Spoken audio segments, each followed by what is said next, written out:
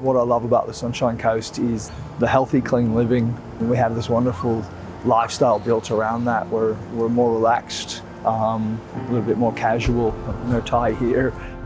If we don't start now planning in a way that will protect what we have, but just allows growth to happen unplanned, then we will lose so much of the beautiful parts of our Sunshine Coast. I think the Sunshine Coast has always had a sense of itself. The challenge for an urbanising, growing region is that you can lose that sense of yourself and you can become like any other place, and people then get disconnected from the place that they know. And if development's done in an appropriate way that's sensitive to the environment and that resonates with the place and the people of the place, I think that you can actually have a very successful future. We've got a lot of challenges that have been placed in front of us on the Sunshine Coast in terms of how we are going to meet the growth projections and how we're going to manage that growth over time. And that's something that we have to confront. It's not something that we can shy away from. The casual way of the holiday house is now making way for densification. How do you do that? Protect our natural assets and not let urban sprawl continue to develop, and so densification and and being smart about how we densify is going to be really important. We need to make sure that we don't design for the last 30 years, that we actually design for the next 30 years, and that's anticipating people's needs. So what we can do is establish the kind of core principles that we as a community agree upon. And then it's not up to me or the next person, it's up to all of us to make sure that those principles are underpinning and run through any piece of design we do.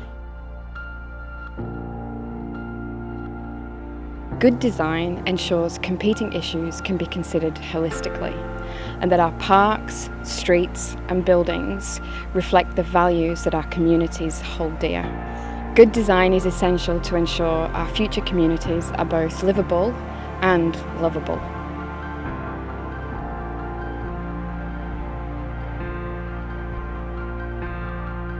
It's an exciting and a challenging time for the Sunshine Coast. Our population is currently at 320,000 people, and by 2041 we're going to be over 500,000 people.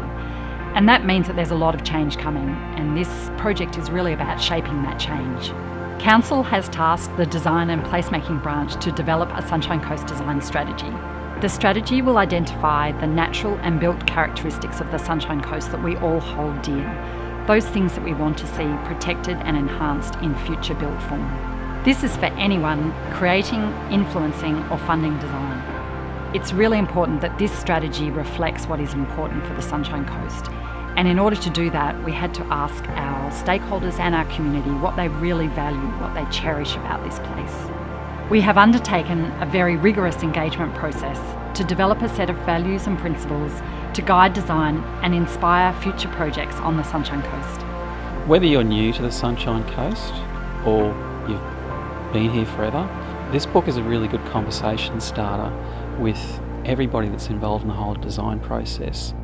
Design professionals, developers, professional bodies, the community council officers and councillors have all been involved in activities to help develop the 4 draft Sunshine Coast design values and the 9 design principles to help influence the way we design for this beautiful region. Now we want to know, have we got this right?